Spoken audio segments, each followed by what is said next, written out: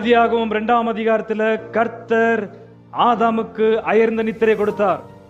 மத்தேயு சுவிசேஷம் 1ஆம் அதிகாரத்தில் கர்த்தர் யோசேப்புக்கு அயர்ந்த நித்திரையை கொடுக்கிறார். ஆதியாகமம் 2ஆம் அதிகாரத்தில் கர்த்தர் ஏவாளை ஆதாமிடத்தில் கொண்டு வந்தார். மத்தேயு சுவிசேஷம் 1ஆம் அதிகாரத்தில் கர்த்தர் யோசேப்பை மரியாளிடத்தில் அனுப்புகிறார். அசுத்தமுள்ள தூதன் ஏவாளிடத்தில் பேசுகிறதை நாம் பார்க்கிறோம்.